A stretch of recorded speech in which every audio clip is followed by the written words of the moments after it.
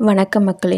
இப்போ நம்ம என்ன பார்க்க போகிறோம்னு பார்த்திங்கன்னா, தயிர் அதோடைய நன்மைகள் மற்றும் தீமைகள் பற்றி தாங்க பார்க்க போகிறோம். தயிர் நம்ம ஆரோக்கிய நன்மைகள் மற்றும் தீமைகள் அன்றாட வாழ்வில் உபயோகிக்கும் போது என்னென்னலாம் நடக்குது அப்படின்றத பற்றி தாங்க பார்க்க போகிறோம். வாங்க. தயிர் என்பது தமிழர்களின் அன்றாட உணவில் ஒரு முக்கிய உணவாக இருக்குங்க.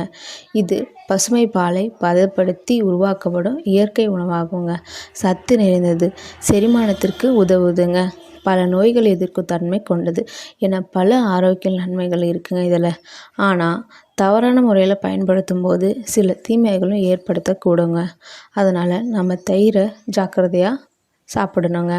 தயிரின் நன்மைகளை பற்றி தெரிஞ்சுக்கலாம் வாங்க. முதலாவது, செரிமானத்திற்கு உதவுதுங்க. தயிரில் உள்ள ப்ரோபயோட்டிக்ஸ் என்ற நன்மை பயக்கும் பாக்டீரியா உணவில் சுலபமாக கரைக்க உதவுகின்றதுங்க. இரண்டாவது, உடலின் இராணுவம், அதாவது நோய் எதிர்ப்பு சக்திங்க. தயிரில் உள்ள லாக்டோபேசிலி போன்ற பாக்டீரியாக்கள் உடலின் நோய் எதிர்ப்பு மண்டலத்தை வலுப்படுத்துகின்றதுங்க. மூன்றாவது, அதிகமான புரோட்டீனுங்க. தயிரில் சிறந்த புரோட்டீன் இருக்குதுங்க. உடலின் தசைகள் வளர மற்றும் பழுது பார்க்கவும் இதுதாங்க உதவுது. நான்காவது, எலும்புகளுக்கு பலம்ங்க. தயிரில் உள்ள கால்சியம் மற்றும் விட்டமின் டி எலும்புகளின் வலிமையை அதிகரிக்க உதவுகின்றதுங்க. ஐந்தாவது, வெப்பத்தை தணிக்க உதவுங்க. தேங்காய் நீர் போல தயிரும் உடலில் உள்ள வெப்பத்தை குறைக்க இயற்கையாக ஒரு குளிரூட்டியாக இருக்குதுங்க. ஆறாவது, சிறுநீரக கோளாறுகளையும் தடுக்குங்க. தயிர் சிறுநீரக பாக்டீரியாவை கட்டுப்படுத்தும் தன்மை கொண்டதுங்க.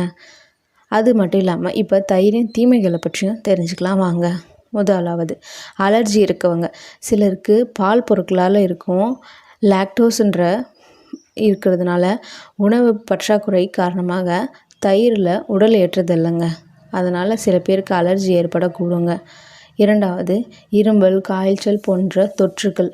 குறிப்பாக இரவு நேரத்தில் தயிர் எடுத்துக்கொள்ளும் போது சிலருக்கு இருமல் மற்றும் மூச்சுத்திணறல் போன்ற பிரச்சனைகள் ஏற்படுத்தலாங்க. அதனால் இரவில் தயிர் எடுத்துக்கக்கூடாதுங்க. மூன்றாவது, மிக அதிகமாக எடுத்துக்கொண்டால் உடல் பருமன் ஆகுங்க. தயிரில் கொழுப்பு சத்து இருக்குதுங்க. அதனை அதிகமாக உபயோகிக்கும் போது உடல் எடை அதிகரிக்க வாய்ப்பு உள்ளதுங்க. நான்காவது, அமிலம் அதிகரிக்குங்க. அதாவது அல்சர் இருக்கவங்க இதை தயிரை கட்டுப்பாடாக எடுத்துக்கணுங்க. அதிகமாக எடுத்துக்கும் போது அல்சர் அதிகமாகவும் வாய்ப்பு இருக்குங்க. ஆறாவது, தரமற்ற உயிர் பிரச்சனைகள். அதாவது தயிர் பிரச்சனைகள் வீட்டில் தயாரிக்கப்படாத அல்லது பழுதடைந்த பழசான தயிர் உடலுக்கு தீங்கு இழைக்குங்க. அது உணவு பழத்தில் வாந்தி, வயிற்று வலி போன்ற பிரச்சனைகளை உருவாக்குங்க. அதனால் தயிரை ஜாக்கிரதை நம்ம வீட்டில் தயாரிக்கிறது தாங்க சாப்பிடணும். கடையில் வாங்கும்போது பார்த்து வாங்கிட்டு தாங்க சாப்பிடணும். தயிர் ஒரு பரம்பரை சத்து உணவாகுங்க. இது தவறான முறையில் எடுத்துக்கொள்ளும் போது சில தீமைகளை தரலாம். எனவே சரியான நேரத்தில் அளவோட நல்ல தரத்தான தயிரை உணவில் சேர்க்கறது ரொம்ப நல்லதுங்க. அது நம்ம உடலுக்கு ஒரு வரப்பிரசாதமாக இருக்குங்க. தேங்க்யூ மக்களே. இந்த வீடியோ பிடிச்சிருந்துச்சுன்னா கமெண்ட் பண்ணுங்கள், லைக் பண்ணுங்கள், ஷேர் பண்ணுங்கள். மறக்காமல் சப்ஸ்கிரைப் பண்ணுங்கள். அடுத்த வீடியோவில் சந்திக்கலாம்.